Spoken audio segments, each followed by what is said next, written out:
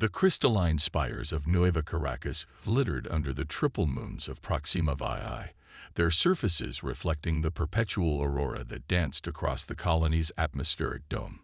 Inside the highest tower, Commander Varix Cthulhu of the Galactic Mercenary Coalition stood motionless, his iridescent scales shifting colors as he processed the contract floating before him in holographic detail. 14 trillion credits, the hegemony representative repeated, her translucent tentacles rippling with anticipation. The largest contract in Coalition history.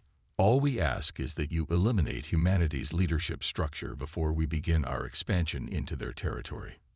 Varix's secondary hearts skipped a beat as he studied the contract terms.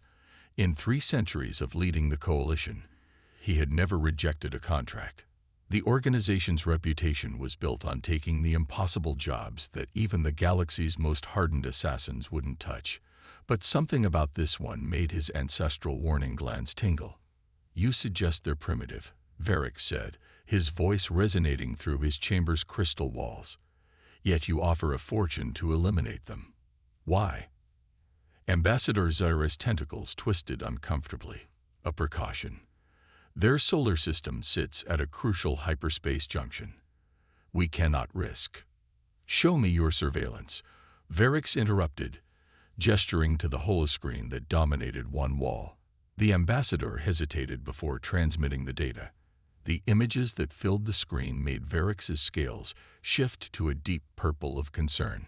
Humans scaling sheer cliffs without safety equipment, diving into ocean trenches, running ultramarathons across scorching deserts, fighting in rings for sport, training their young to battle in simulated warfare.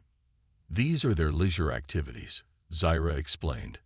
"Primitive entertainment." But Varix saw something else. In 300 years of wet work across 17 galaxies, he had developed an instinct for dangerous species, and everything about these humans screamed predator. He gestured, and new images appeared, historical records of human warfare and innovation. Their rapid technological advancement from primitive tools to spaceflight in mere centuries. Their ability to survive in virtually any environment. Their persistence in pursuit of goals that seemed impossible. "Have you studied their information networks?" Varix asked quietly. "Their internet. Primitive data exchange." "Wrong." Varix's scales flashed red. "They've been preparing for alien contact for over a century. Not just their governments. Their entire species creates endless scenarios about extraterrestrial encounters. They imagine every possible way we might come at them. And in their minds, they've defeated us countless times." The ambassador's tentacles went still. "Surely you're not refusing." "I'm not finished." Varix pulled up more footage. "Look at their physical capabilities. They can track prey for days without rest. Their endurance exceeds any known species. They can survive injuries that would kill most sentients. And most concerning." He paused for effect. "They do all of this while being relatively fragile. Imagine what they'll become once they start enhancing themselves." "The credits," Zyra began, "are worthless if we're dead." Varix's scales shifted to formal black as he prepared to deliver the Coalition's official response. "We are rejecting this contract, not out of fear, but out of professional respect. These humans you dismiss as primitive. They're not prey species playing at being predators. They're predators who have learned to build civilizations." The ambassador's color drained to a pale blue. "The hegemony will not be pleased." "The hegemony should be grateful," Varix replied. "Because we're not just rejecting your contract. We're issuing a warning." He transmitted a data packet to her neural interface. "These humans you plan to subjugate, they don't just fight wars. They study them, improve upon them, turn them into mathematics and science. If you attack them, you won't be facing primitive savages. You'll be facing a species that has spent its entire existence preparing for this moment." As the ambassador fled his office, Varix turned to the window, watching the aurora's paint patterns across the dome.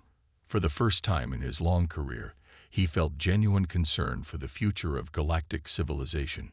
not because humanity was a threat, but because someone would inevitably ignore his warning and attack them anyway. And when that happened, the galaxy would learn why even the deadliest mercenaries in known space had chosen to stand down. The hegemony's Grand Archive was silent save for the soft hum of quantum processors and the occasional whisper of Ambassador Zira's tentacles against the crystalline floor. She stood before the Central Intelligence Hub, surrounded by towering columns of data streams that stretched into the darkness above. The rejection from the Galactic Mercenary Coalition had sent shockwaves through the hegemony's upper echelons, and now they demanded answers. "Show me everything," she commanded. The air around her shimmered as the archive's eye compiled centuries of human observation data. Begin with their early development. The first hologram materialized. Early humans pursuing prey across endless savannas. Persistence hunters, the AI explained. The only known species to hunt by exhausting their prey through endless pursuit. Zira's neural clusters pulsed with disbelief. They chased prey until it collapsed from exhaustion. Correct. While physically weaker than many predator species, they possessed three crucial advantages: efficient cooling through sweat, endurance running capability, and complex pattern recognition that allowed them to track prey for days. The images shifted to show human technological development. Unlike other species' careful, methodical progress over millennia, humanity's advancement was explosive, from basic tools to spaceflight in mere thousands of years. Analysis suggests this rapid development was driven by an unusual combination of traits, the AI continued. Extreme adaptability, pattern recognition, and most importantly, deliberate discomfort seeking. "Explain," Zira demanded. New images appeared, humans deliberately exposing themselves to harsh conditions, pushing physical limits, exploring dangerous territories. Most species avoid discomfort. Humans intentionally seek it out to improve themselves. They call it training or challenge seeking.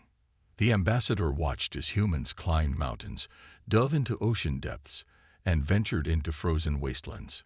But why? Because they can imagine better futures, the AI replied. Their pattern recognition abilities don't just work backward to track prey. They work forward, allowing humans to envision possibilities that don't yet exist. They then deliberately make themselves uncomfortable to achieve these imagined futures. Zira's tentacles coiled tightly. "Show me their current capabilities." The holograms shifted to modern human activities. Their cities spread across diverse environments, their technology advancing in multiple directions simultaneously. But what caught Zira's attention was their response to disasters. Note their behavior during crisis. The AI highlighted scenes of humans rushing into burning buildings, diving into turbulent waters, and working beyond exhaustion to save others. They display extreme capability enhancement under stress. Their bodies produce chemicals that allow them to temporarily exceed normal physical limitations. "Adrenaline," Zira whispered. The Coalition mentioned this. Indeed, but it's their psychological response that's most remarkable. The AI showed humans recovering from devastating injuries, rebuilding after disasters, adapting to seemingly impossible circumstances. They don't just survive adversity. They learn from it, improve because of it. Their favorite stories often involve overwhelming odds and unlikely victories. Zira watched as the data streams coalesced into a probability matrix, calculate likely response to hegemony invasion. The archive hummed, processing countless scenarios. When it spoke again, its tone had changed. High probability of unprecedented unified response. Humans exhibit unique characteristics when faced with external threats. Historical data shows they set aside internal conflicts to face common enemies. "But we have superior technology," Zira protested. "Irrelevant. Humans don't fight with just technology. They fight with innovation, adaptation, and what they call determination." Analysis of their combat doctrine shows they excel at asymmetric warfare and rapid tactical evolution. The ambassador's color paled as the implications became clear. "You're suggesting that the Coalition's warning was justified." Humans are not merely another species to be conquered. They are potentially the most dangerous adversaries the hegemony has ever encountered, precisely because we view them as primitive. As if to emphasize the point, the final hologram showed a human child playing a video game about alien invasion. They have been imagining this conflict for generations, the AI concluded. In their minds, they have already fought us countless times, and in their stories, they always win. Zyra's tentacles trembled as she prepared her report for the Hegemony Council. How could she make them understand that the real threat wasn't human technology or their current capabilities? The true danger lay in what they would become once challenged. Because humans, as she was learning, didn't just fight wars. They transformed themselves through them. The Hegemony Council chamber hung suspended in the upper atmosphere of Capital World, its transparent walls offering a view of the swirling gas giants beyond. 7 high counselors sat around the quantum-locked table, their varied physiologies reflecting the diversity of the species that made up the hegemony. Before them stood Ambassador Zyra, her tentacles perfectly still in the formal posture of grave news delivery. Impossible. High Counselor Vex rumbled, his crystalline form refracting light in patterns of disbelief. You mean to tell us that both the Coalition and the Archive advise against this expansion? The evidence is compelling, Zyra replied, initiating the holographic display. The chamber filled with images of human activities, from their daily lives to their most extreme achievements. Their capabilities exceed our initial assessments. High Counselor Mira, her insectoid features clicking in agitation, leaned forward. They haven't even achieved faster than light travel. How can they possibly pose a threat? A new voice answered from the shadows. Because they don't think like us. Commander Verix of the Coalition stepped into the light, his scales shifting to match the chamber's atmospheric coloration. I apologize for my dramatic entrance, but this matter is too important for simple data transmission. You dare enter a closed council session. Vex's crystalline surface vibrated with anger. I dare because you need to understand exactly what you're considering. Verix gestured, and new holograms appeared. These are from our deep cover operatives on Earth. Watch. The images showed humans in various crisis situations. A mother lifting a vehicle to save her child, soldiers carrying wounded comrades across battlefields, scientists working without sleep for days to solve urgent problems. Impressive. Counselor Vex, the eldest member, admitted, but hardly unique. Many species show extraordinary capabilities in crisis. True, Verix agreed. But humans do something no other species does. They deliberately create crises to improve themselves. He showed training exercises, extreme sports, and survival challenges. They intentionally put themselves in difficult situations, not because they must, but because they want to be stronger. And this makes them dangerous. Mira's antennae twitched skeptically. No, Verix replied. What makes them dangerous is their response to actual threats. The holograms shifted to historical warfare footage. When truly challenged, humans display 3 unique characteristics. First, they unite against common threats, setting aside their own conflicts with remarkable speed. Second, they innovate at an accelerated rate during crisis. And third, he paused, his scales darkening. They never, ever give up. The chamber fell silent as the council absorbed this information. Finally, Vex spoke. You believe attacking them would be a mistake. I believe attacking them would be suicide, Verix corrected. Not because of their current capabilities, but because of what they would become in response to our aggression. He brought up one final hologram, a global map of Earth showing military installations, research facilities, and population centers. They're already watching the stars. They've been preparing for extraterrestrial contact, hostile or peaceful, for generations. In their fiction, their games, their military planning, they've fought this war countless times.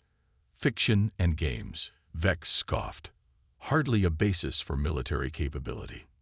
You misunderstand, Zyra interjected. Their fiction isn't mere entertainment. It's preparation. Psychological conditioning. They've been training their entire species to respond to exactly this scenario. Varix nodded. And here's what should truly frighten you. They're not afraid. In all their stories about first contact and alien invasion, humans don't cower. They don't submit. They fight. And through sheer determination, innovation, and what they call human spirit, they win. But those are just stories. Mira protested. No, Varix's scales shifted to deep crimson. Those stories are promises.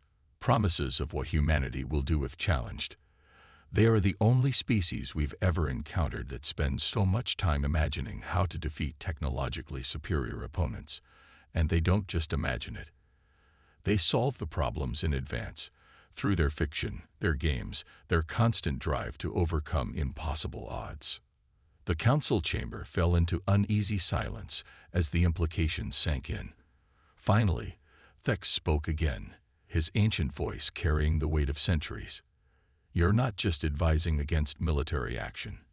You're suggesting we need to completely reassess our approach to this species. Precisely, Varix confirmed. Because if you choose to attack humanity, you won't be fighting the primitive species you see now. You'll be fighting what they become when we give them a reason to unite, innovate, and overcome. And based on everything we've learned about them, that version of humanity would be unlike anything our galaxy has ever faced. As the council deliberated, Varix and Zira exchanged glances. They had delivered their warning. Now they could only hope the hegemony would be wise enough to heed it. Because if they didn't, they would learn firsthand why even the galaxy's most hardened mercenaries chose to step aside rather than stand against humanity's potential. High Counselor Vex stood alone in his private chamber aboard the hegemony's flagship, watching the holographic display of Earth rotating slowly before him.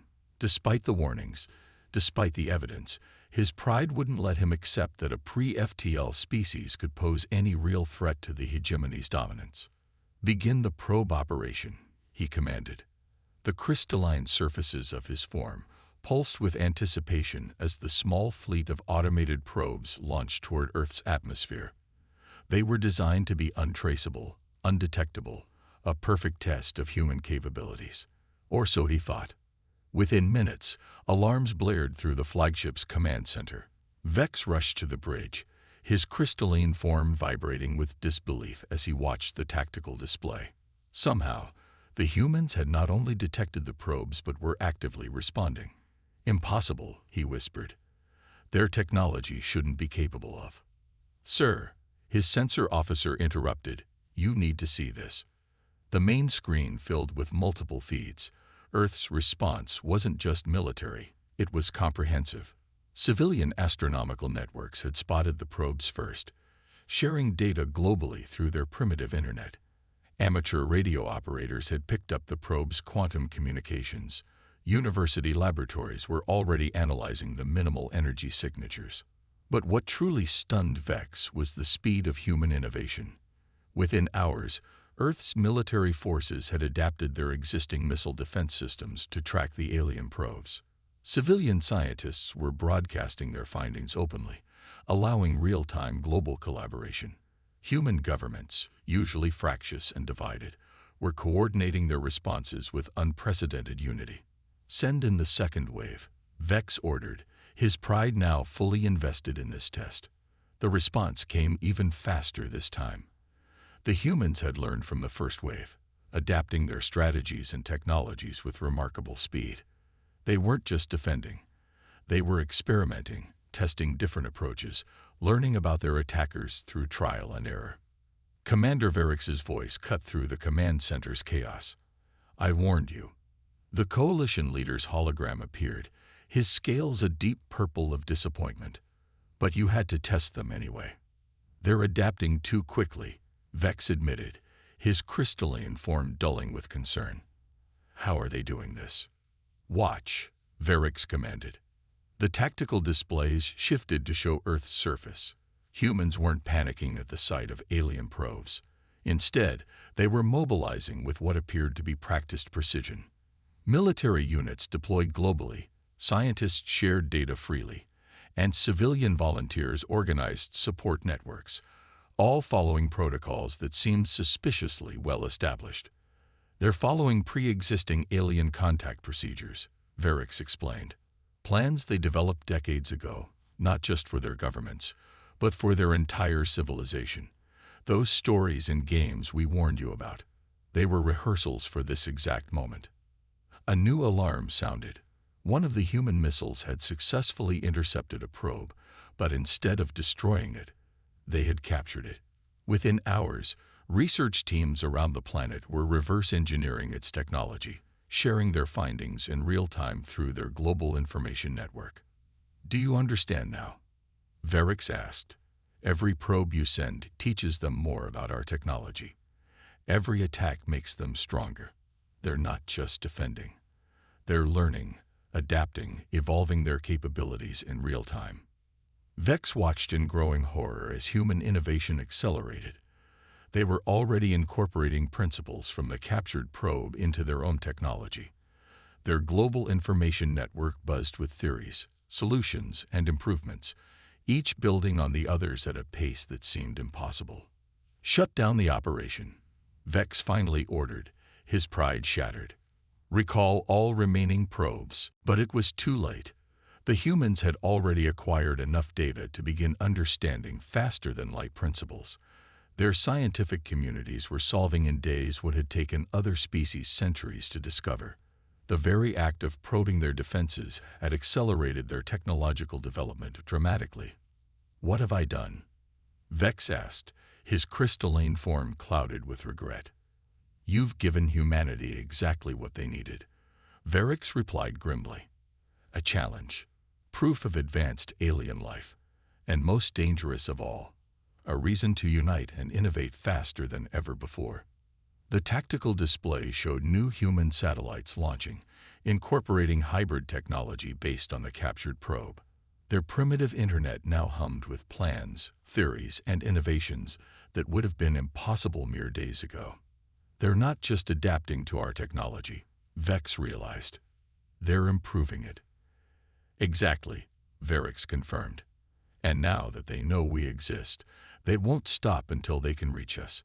The species you dismissed as primitive is about to advance centuries in a matter of months, driven by the very thing that makes them unique, their relentless desire to overcome any challenge placed before them. As Vex watched Earth's accelerating transformation, he finally understood the true meaning of the Coalition's warning. They hadn't been protecting humanity from the hegemony. They had been protecting the galaxy from what humanity would become once challenged. 6 months after the probe incident, the observation deck of humanity's first faster-than-light vessel, the HSS Unity, hosted an unprecedented gathering. Commander Verix stood beside Captain Sarah Chen, their reflections overlapping in the reinforced viewport as they watched Earth shrink behind them.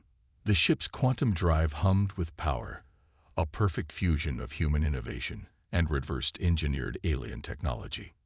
6 months, Sarah mused, her voice carrying a mix of pride and amusement. 6 months from detecting your probes to achieving FTL travel. I'm guessing that's some kind of record. Verix's scales shimmered with barely contained amazement. The previous record was 70 years, and that species had been given complete technical specifications. He turned to face her. You didn't just reverse engineer our technology, you improved it. Your quantum drive is 30% more efficient than our best designs. Sarah smiled. That's what happens when you give humans a puzzle to solve. We don't just want to understand it. We want to make it better. The door slid open, admitting Ambassador Zaira and High Counselor Vex. The elderly counselor had replaced Vex after the probe debacle, bringing a more measured approach to human relations. His ancient eyes studied the hybrid technology surrounding them with obvious appreciation. To think, Vex said, we almost made the greatest mistake in hegemony history. Instead of a dangerous enemy, we could have had remarkable allies from the beginning. That's why I'm here, Verix replied. The Coalition has a proposal for humanity. Sarah raised an eyebrow. The same coalition that refused to assassinate our leaders. I admit, that was an interesting first impression. We recognized kindred spirits, Varix explained. Like you, we believe in facing challenges directly. But we've never encountered a species that embraces challenge quite like humanity does. The ship's holoscreen activated, showing footage from the past 6 months. Humans worldwide had transformed the probe incident from a potential crisis into an opportunity for unprecedented advancement. Scientific communities had freely shared discoveries, governments had pooled resources, and ordinary citizens had contributed innovations through open-source initiatives.